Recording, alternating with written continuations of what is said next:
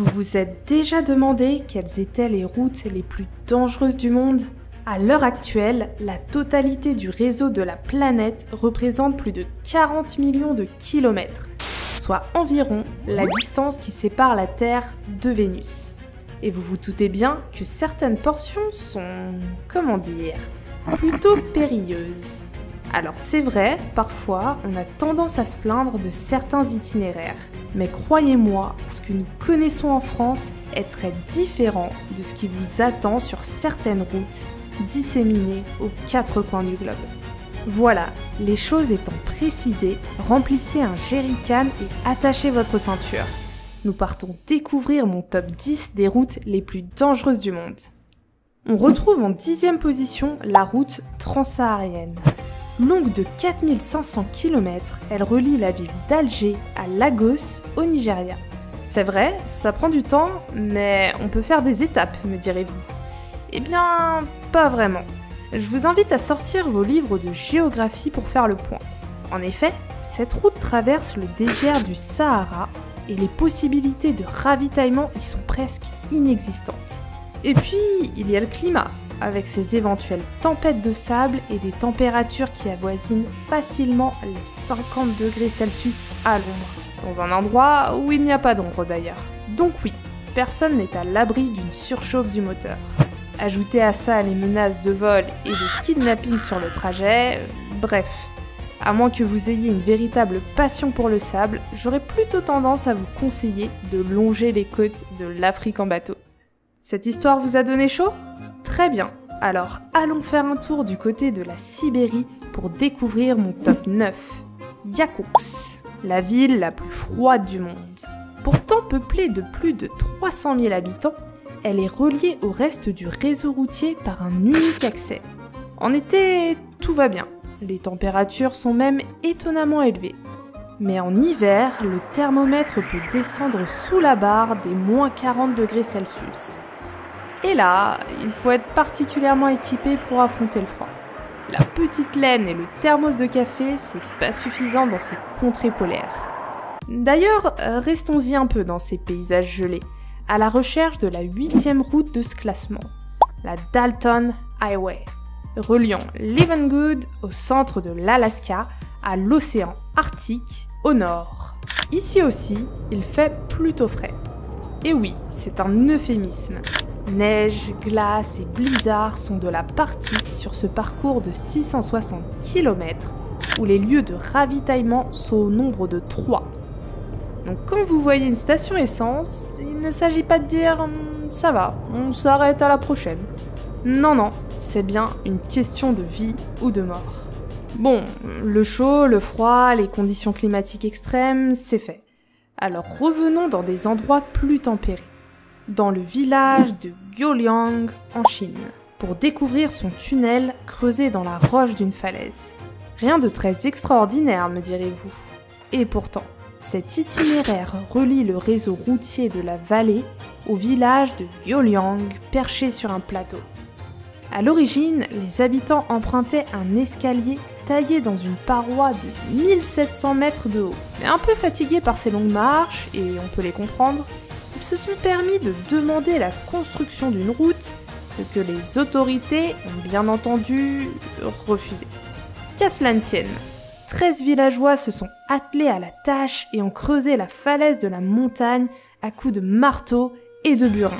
Il n'a fallu que 5 ans pour aménager un accès de 1,2 km de long, de 5 mètres de haut et de 4 mètres de large.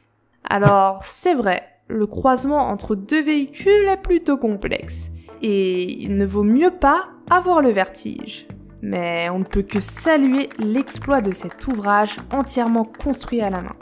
Allez, pour la 6e route la plus dangereuse du monde, on reste en Chine, dans les montagnes du Tianmen, sur la Tongxian Avenue. Oui, avenue. Ça fait penser à une route assez linéaire, n'est-ce pas ? Eh bien non. Sur les 11 km de ce parcours, on dénombre près de 100 virages en épingle, avec un dénivelé de 1100 mètres. Mais bien qu'encore ouverte aujourd'hui, cette route est surtout devenue une attraction touristique de la région. Une alternative à la Grande Muraille de Chine, j'imagine. Sérieusement, il n'y a que moi qui trouve que ça y ressemble un peu, avec les murs de pierre et tout ça? Non? Bon. Partons à présent découvrir un paysage à couper le souffle en Nouvelle-Zélande. Et c'est mon top 5, la route de Skypers Canyon. Une gorge de 22 km de long ayant servi de décor au premier volet de la trilogie du Seigneur des Anneaux. Rien que ça. Mais pourquoi avoir aménagé un accès dans ces contrées plus qu'isolées? Car durant la seconde moitié du 19e siècle, 2 prospecteurs y ont trouvé un précieux anneau métallique doré. Non, je plaisante. De l'or. Ils ont juste trouvé de l'or.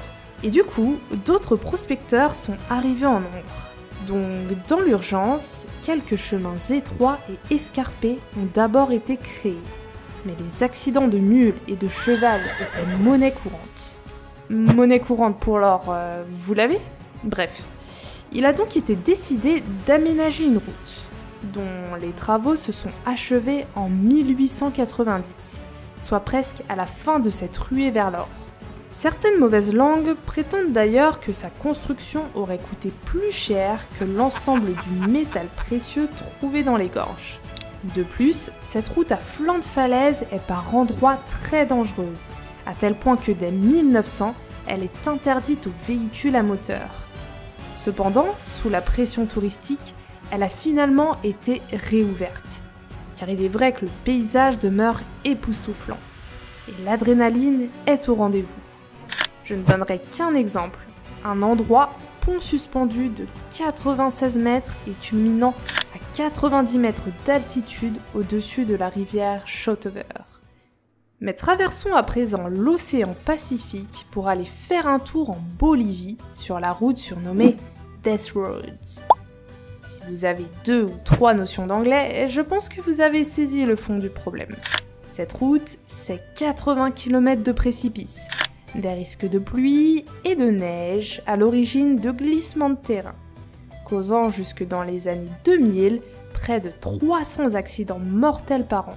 Fort heureusement, la création d'un itinéraire alternatif, inauguré en 2007, a transformé ce cimetière à ciel ouvert en un paradis pour vététistes. Du coup, la Death Road annonçait un peu la couleur en raison de son nom. Mais mon top 3, la route de l'amitié, ça a l'air sympa, non? 1300 km qui relient la Chine au Pakistan. Détrompez-vous, cet itinéraire est un combo de tout ce que nous avons vu précédemment. Mouvements de terrain, température extrême, éboulement, avalanche, vent violent, portions à flanc de falaise. Et si vous en réchappez, il faudra aussi se prémunir des bandits de grand chemin. Mais les paysages à travers l'Himalaya sont à couper le souffle. Alors, cette route de l'amitié, ça vous tente?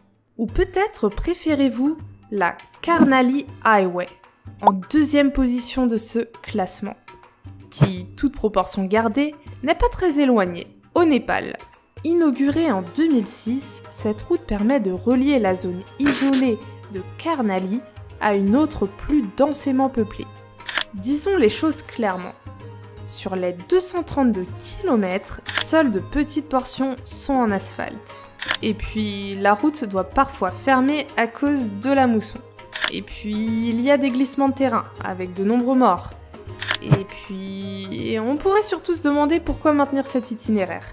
La raison est simple. Malgré tous ses défauts, il reste l'unique lien terrestre vers la région du Karnali et demeure essentiel pour lutter contre la pauvreté et la malnutrition très présente dans cette partie du pays. Et sinon, qui est en pole position de ce classement?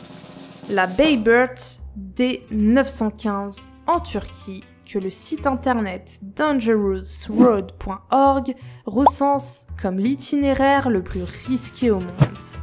D'une longueur de 106 km, cette route serpente entre les montagnes et grimpe à plus de 2000 mètres d'altitude avec un dénivelé moyen de plus de 6%. Certains passages sinueux à flanc de falaise sont par endroits si étroits qu'il n'est pas possible de tourner en une seule fois. Ajoutez à ça une forte fréquentation, et notamment touristique, des conditions climatiques difficiles et un aménagement asphalté plutôt aléatoire, et vous avez le cocktail parfait. Il ne manque que les bandits de grand chemin. Voilà, c'est un top 10 qui fait froid ou chaud dans le dos. C'est selon votre envie. Mais que peut-on retenir de tout ça? Par exemple, que nombre de ces routes, même dangereuses, demeurent dans certains cas le seul lien terrestre vers la civilisation pour beaucoup d'habitants. Heureusement, des itinéraires alternatifs et sécurisés sont parfois trouvés, reléguant ces tracés risqués à des attractions pour touristes en demande de sensations fortes. Je vous remercie d'avoir regardé cette vidéo. Si vous l'avez aimée, vous pouvez la partager, la liker et bien sûr vous abonner à la chaîne. Allez, faites bonne route et je vous dis à bientôt dans la prochaine vidéo. Salut!